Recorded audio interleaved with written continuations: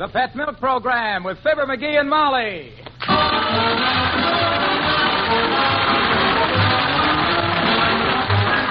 The First Evaporated Milk, Pet Milk, presents Fibber McGee and Molly, transcribed with Bill Thompson, Gail Gordon, Arthur Q. Bryan, Dick LeGrand, Cliff Arquette, Joe Forte, Gene Vanderpyle, Jeff Silver, and me, Harlow Wilcox. The show is written by Phil Leslie and Keith Fowler and directed by Max Hutto, with music by the King's Men and Billy Mills Orchestra. If you could make your own pantry survey, in home after home where women take pride in their cooking, you'd find Pet evaporated milk on the pantry shelf. Sometimes a whole month's supply, because in those handy, airtight Pet milk cans, the good, sweet milk stays good and sweet. Now, that stay sweet quality is only one reason why good cooks cook with Pet milk. Extra richness is another reason, for Pet milk is good, sweet country milk evaporated to double richness. That means it's twice as rich as bottled milk in all the nourishing substances nature puts into whole milk. Good cooks like that extra richness because by using Pet evaporated milk, they can put extra amounts of milk nourishment into favorite family foods. In addition, there's the economy factor. For Pet brand evaporated milk costs less generally than bottled milk or any other form of milk. So for convenience, for fixing more nourishing, more delicious food at lower cost, keep Pet brand evaporated milk on your pantry shelf.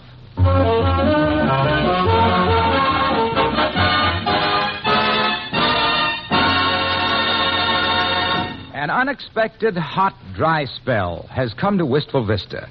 It's hot in the homes and stores and offices. It's even hotter in the streets. And it's hottest of all under the collar of Mr. McGee, of Fibber McGee and Molly.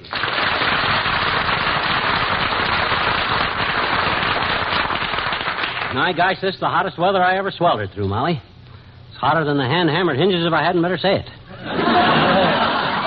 No, it isn't really that bad, McGee. I think we just feel it more because it's unseasonal. You know, the weatherman says it will break just as suddenly as it started. Ah, him. What does he know? Draws a lot of circles on a map, predicts 10 more days of sunshine, steps out the door and falls into a snowdrift. Well, frankly, I don't know how those weathermen get it right as often as they do myself. Dearie, what causes the weather anyhow? Well, the weather, my dear, it's rather difficult to explain to an amateur. It requires a knowledge of rain, wind, and other simple scientific phenomena. Scientific what? Phenomena. P-H-E-N-O-M-E, Mina. Phenomena. I didn't recognize the word. I'll explain the whole thing to you someday when it's cooler. You know, it's darn near as bad right now as that hot spell we had in Peoria back in 1912. Oh, I remember that. It was hot, wasn't it? Oh, that was murder. The thermometers went off like firecrackers all over town. Practically all the dogs had sprained ankles. Well...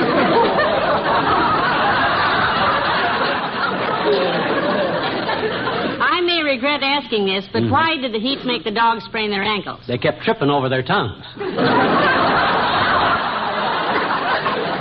Well, Mother believes you, dearie, but if you told that to anybody else... Come in. Oh, hello, Mr. Oldtimer. Hello there, kids. Hot enough for you? Now, there is a very witty remark. Who in the world thought that one up? Papa, son. Oh? Papa was just loaded with comical sayings like that. Yeah?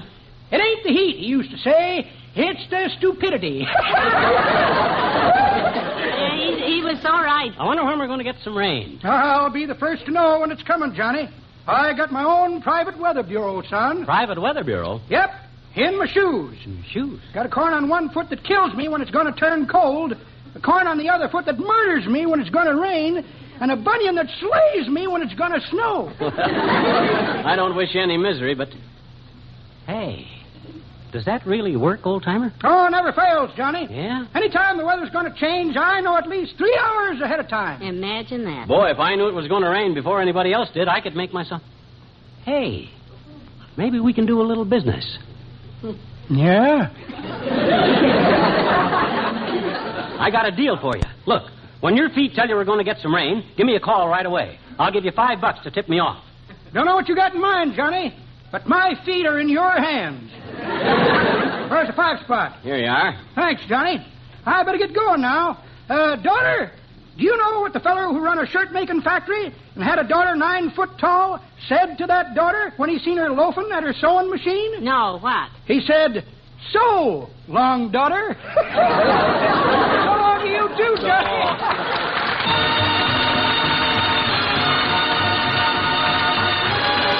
Billy Mills and the orchestra and the Song of the Bayou.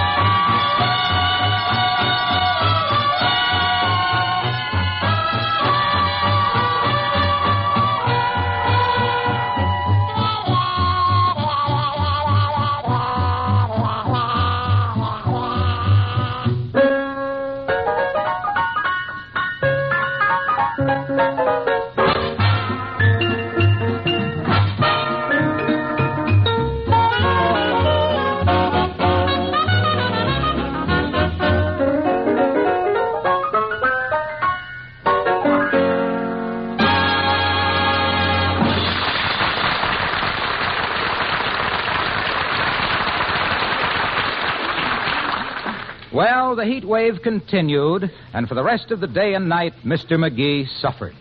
Not in silence, you may be sure. Then the next morning came, and he got a phone call. 79 Wistful Vista, Fibber McGee speaking. Oh, it's you, old-timer. What's up? Yeah? Both corns, eh? The bunion, too? Well.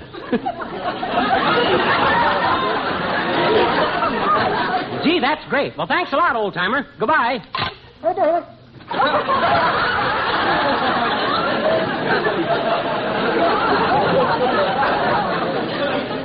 Hey, Molly, big news, kiddo. The old-timer's feet are killing him. Well, I'm so happy for him. Well, Why? that was him on the phone, and the deal I made with him yesterday is going to pay off. We'll be rich. Loaded. Well, good for us. He says inside of 3 hours we'll have rain, snow, and all the trimmings. Well. His feet are killing him.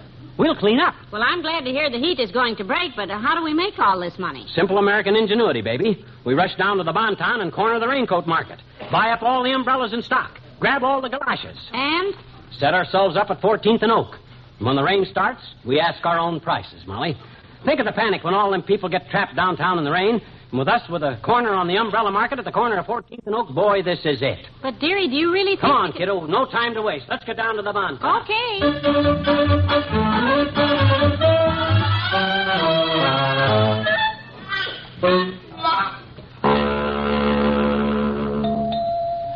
Good morning, Blenkinsop. All quiet in the umbrella department, I presume? Yes, Mr. Frisbee, I haven't made a single sale all week. The weather, you know, dry. Quite. If it continues, I may decide to close umbrellas and transfer you temporarily to candlesticks or gents' undergarments. Oh, I wish you would, sir. I get so lonesome here. Of course, I'll be glad to stick it out, sir, if you feel it's for the good of the Bonton. Ah, that's the spirit, Blenkinsop. You have the makings of a section manager. Thank you, Mr. Frisbee. But I don't know if I'm worthy. Tut, Blenkinsop. I have risen to floor manager. But at one time, I myself was in umbrellas. You, sir? Gad, sir. Those were the days, especially the stormy ones. I recall when customers would come to my counter, drenched and dripping, soaked to the skin, pleading to purchase an umbrella. I'd let them stand there shivering miserably in puddles of water while I changed the price tag from $6.98 to $10.75. Oh, that must have been fun, sir. It was delightful. I hope you'll experience that pleasure someday. Well, I'm afraid it won't be soon. Who'd buy an umbrella during weather like this? You're right. No one in Wistful Vista would be stupid enough to do that. Hey, Bud.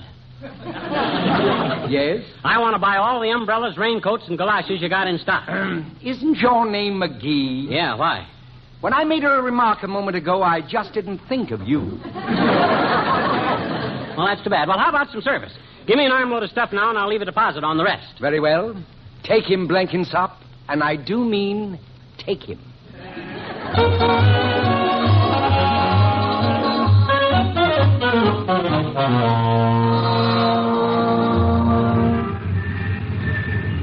Step right up, folks. All right, folks. Step up and get your umbrellas while they last.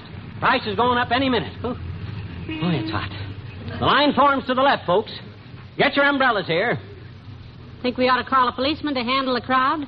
Don't worry. As soon as it clouds up a little, the rush will start. I got $62 invested here, and I'll triple my dough. Oh, here's a customer. All right, folks. Get your rain clothes here. Better die before it's too late. What's the gag, mister? Election bet? Oh, come on, Myron. It's probably one of those quiz show stunts. Yeah. Boy, it takes a real jerk to stand out in the sun like this and try to sell umbrellas. No sale, dearie. Well, they'll realize their mistake when it starts cloud bursting. I raise these umbrellas to $10 apiece. And look. Hello, Dr. Gamble. Good afternoon, Molly.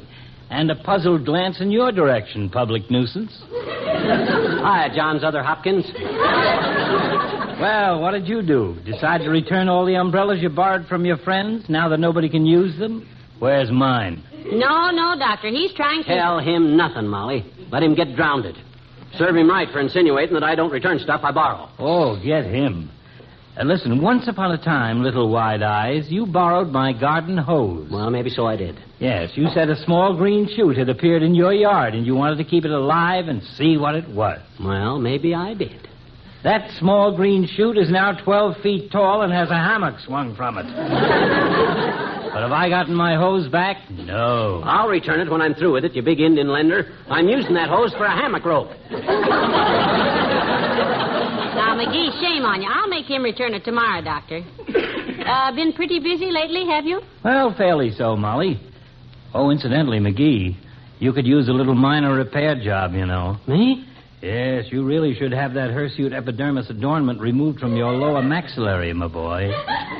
Yeah? I should? Yep. Gee, what kind of an operation is that, Doc? A shave.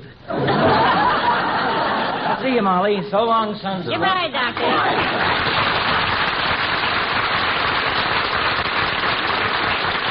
A wise guy. All right, folks, get your umbrellas here. McGee, this is so silly. Huh? The old-timer said the rain would come 3 hours after his corn started to hurt, and it's been 4 hours already. Well, you got to make allowance for his age, Molly. Maybe his corns have slowed down like the rest of him. Hey, boy. Hello, Molly. Hi, pal. Oh, hi, Junior. You want to buy an umbrella? Better grab one while you can, boy. He has inside information that it's going to rain, Mr. Wilcox. Oh, stop kidding. Where'd you get that dope, pal? For your information, Junior, I ain't giving out any information. I got to protect my sources on account Oh, of... go on. Tell him, McGee. What harm can it do? Well, he might steal the whole idea. He might forget the sacred vows of friendship, which I hold so dear, and turn out to be a sneaky, chiseling rat. I know I would. Well, I'm sure Mr. Wilcox wouldn't. Go on, tell him. Well, okay, Junior. Can you keep a secret? Of course, pal. Good. I'm not a guy who blabs. Good. Any secret is safe with me. Good. I only talk about things everybody knows. Hmm? Like the fact that pet evaporated milk is such a great favorite with smart housewives. Oh. It's no secret, of course, that pet milk adds extra flavor and extra goodness to any family's favorite foods. I might be wrong, Junior, but I think we got off on a sidetrack. Oh, I'm sorry, pal. I asked you a question, and then I didn't wait for the answer. Shall we start over? Yes. Leave us do. All right. Junior, can you keep your big mouth shut? Of course, pal. I'm not a guy who blabs. Good. I always keep my mouth shut. Except when I'm served one of those wonderful cream pies, for instance, made with pet milk. Oh. Then it'd be silly to keep my mouth shut and miss the delightful flavor, the creamy goodness that pet milk gives. Hey, throw the switch, Junior. Throw the switch. We're on that sidetrack again. Oh, I'm sorry, pal. I just get carried away. Shall we start over? Yes, leave us do. Junior, can you keep something quiet? Of course, pal. I'm not a guy who blabs. Good. Many people have said that I'm too quiet. Good. The only sound they hear out of me is the beating of my heart. Oh? Beating with sheer joy at the sight of a cup of coffee made doubly delicious by the addition of pet milk. I guess the main track just don't go through here. Oh, gee whiz, pal, I interrupted you again. Yeah. I'm terribly sorry. What can I do, pal, to show you how sorry I am? Oh, I don't know. Would jumping off the city hall be too much? McGee, well, I'll tell you about the umbrellas and things, Mr. Wilcox. McGee bought them to sell because he thinks it's going to rain because the old-timers' corn said so. Yeah? Well, pal, if your luck holds out, you should make a fortune. You really think so? Why not? He's been supporting himself on his own corn for years. Come on, kid.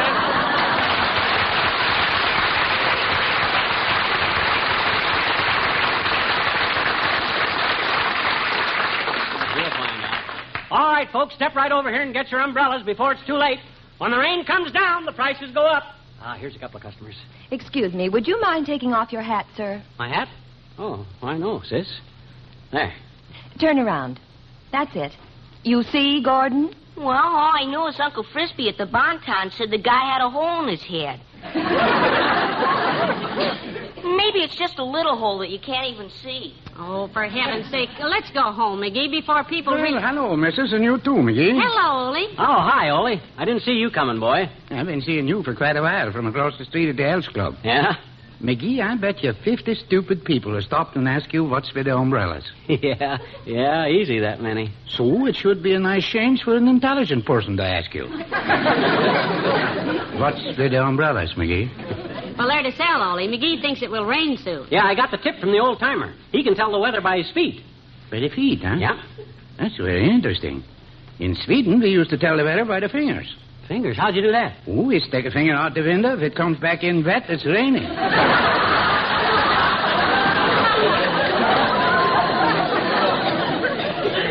Well, now, there's a smart system. Workable, too. Well, sometimes it ain't work so good. No? Now, there was a farmer back home who stuck his finger out the window just as another farmer drove by on a thrashing machine. My gosh, he ought to look before he stuck his finger out. I'd call the guy who done that a nitwit. You would? Yeah. Everybody else called him Three-Finger Johnson. Well, if you don't want to get soaked going home, you better buy an umbrella. Any minute now, it's going to pour. Oh, I don't mind the rain, McGee. It was because of a heavy rain that I married my missus back in Sweden. Oh, how did that happen, Ole? Well, you see, she had her cap set for me, but I was being hard to get. Yeah? And then came a big rainstorm. For weeks, it just come down by the bucket. Yeah, go on. Well, we was in the parlor together, and I was wishing the sun would shine again. Uh-huh. And she says, a penny for your thoughts.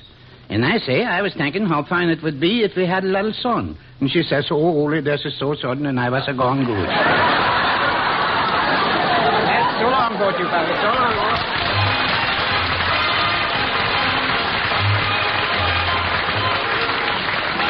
The King's Men and the Cowboy Song.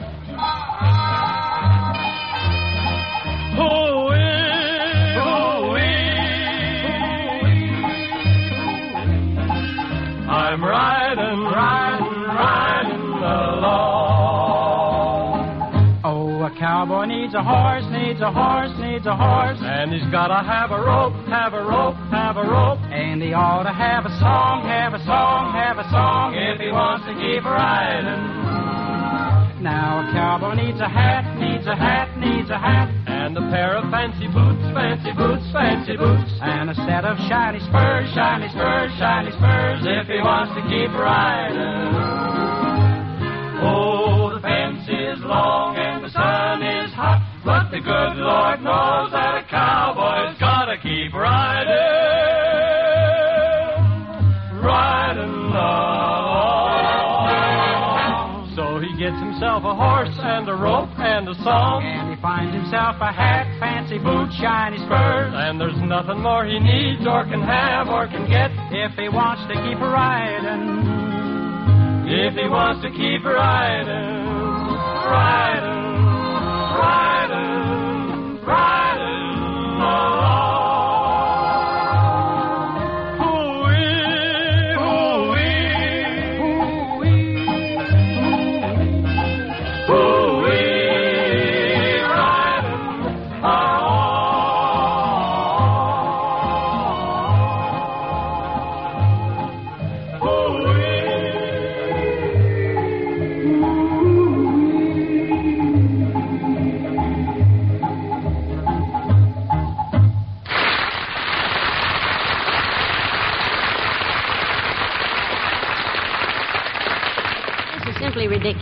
these umbrellas. The sun is warping their ribs. Well, cover them with the raincoats. The raincoats are all sticking together. They're melting.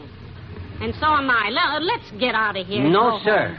I still say we're going to get some rain, Molly. I thought I felt a cool breeze a minute ago. Did you feel that? Yes, that was the exhaust from the 14th Street bus. This is the silliest idea. Oh, hello, Mr. Mayor. Hello, Molly. McGee. Hi, Latrivia. McGee, would you mind telling me... We're standing here with these umbrellas on account of we got good reason to think it's going to rain, and when it does, we're going to sell them. Does that answer your silly question? No, I wanted to know what time it is. However, your story was fascinating.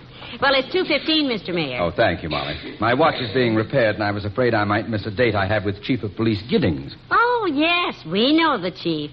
You appointed him to that job, didn't you, Mr. Mayor? Yes, it has proved to be an excellent choice. Chief Giddings is not only a capable official, but he's a very good friend of mine, to boot. Well, that's a heck of a way to treat a friend, boy. I beg your pardon, McGee? Booting the poor man around just because you gave him a job. Yeah. I suppose you have to show him who's boss, but after all... No. I didn't mean that at all. I merely said... I got to admit the chief was built for booting, though. It's hard to resist a target like that. Do you give it to him just with your regular shoes on, or do you wear special boots? Yeah. I use neither shoes nor boots on Chief Giddings. I don't ever have... Oh, barefooted, huh? Now, that's very sporting of you. If I was you, I'd wear boots. You might get him in a bad angle and bust a toe. Well, now, there's no danger of such an occurrence. Look, all I meant is that Giddings is a fine police chief and a good friend. It would be preposterous to treat the chief in such a manner. He's a dignified citizen, a man of standing. Oh, you betcha he's a man of standing. How could the poor guy sit down the way you keep dishing it out? With your big size 12. Oh, no, please listen to me. I'm fond of Chief Giddings. Oh, yeah? I knew him when he was just a patrolman. I've seen the chief rise a long way. You've probably seen him rise as much as 2 feet off the floor. You know, a well-aimed kick can really do wonders. Look, this is getting silly. Giddings and I have been friends for years. When I realized he would make a good chief of police, I went before the city council and had him placed in the proper position.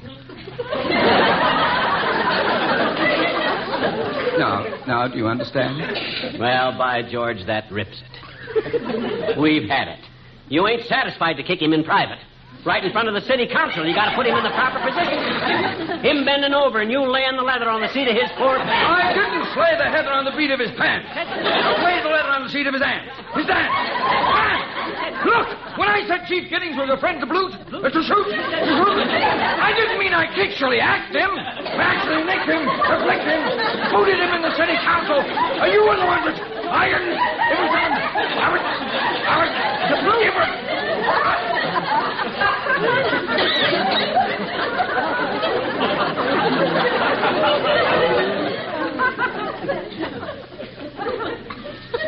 McGee?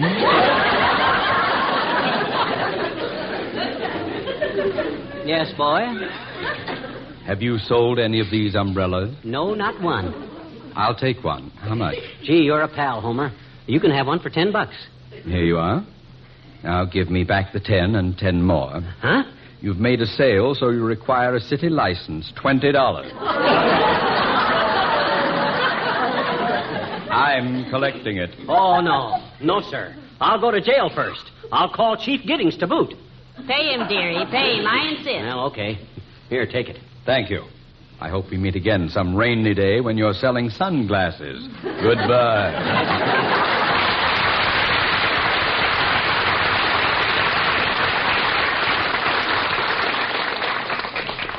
My gosh, kiddo, why'd you make me pay him? Because after what you put me through today, you don't deserve to be in a nice, cool jail. Oh, gee whiz, it's worth being miserable out here if we can make a lot of money. And I maintain we'll make it as soon as we... Oh, here he comes, Who? The old-timer. Now we'll get the latest weather report. Right from the horse's hoof. I got $62 tied up. Hello there, kids. Hey, I've been looking all over for you. Hey, where's the rain, old-timer? You said your corn's hurt this morning, and that meant it was going to pour down rain. There's been a slight change in the forecast, son. Huh? Remember the $5 you give me? Yeah? I took it and bought myself the first pair of new shoes I had in 15 years. Yeah? It was them shoes that was killing my feet this morning. What? You mean... Yep. The joke's on me, daughter. I got my old shoes back on and my corns feel real contented. Reckon we're in for a long hot spell. Oh, $62 worth of umbrellas. Oh, this is ridiculous.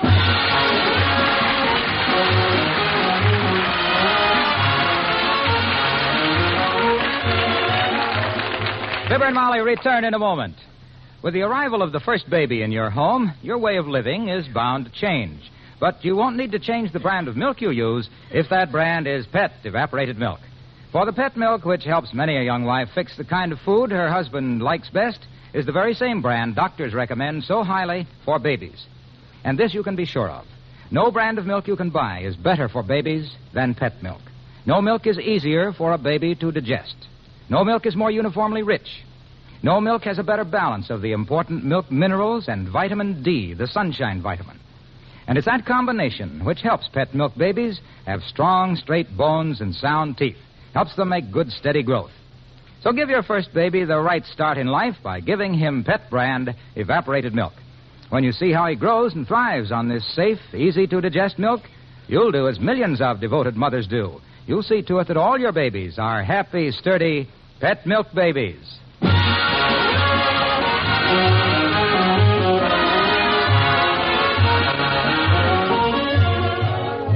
So the guy says he's sorry, but the umbrellas are now second-hand, and the Bon-Ton allow me only $10 for the whole mess. Including the raincoat? Everything. Let's go home. Did you take the 10? Yes.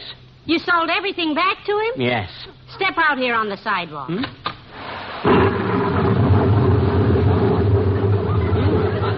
It's raining. Yes. Oh, that ought to be good for the rhubarb. Good night, all.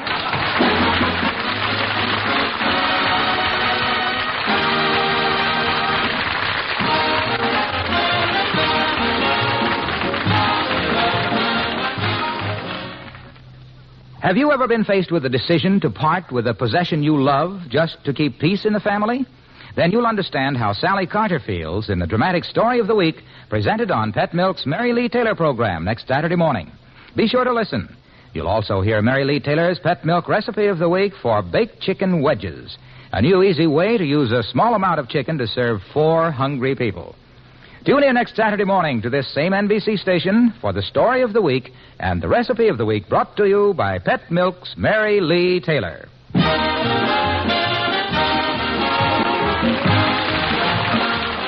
The preceding was transcribed. Now Eddie Cantor brings more great entertainment on NBC.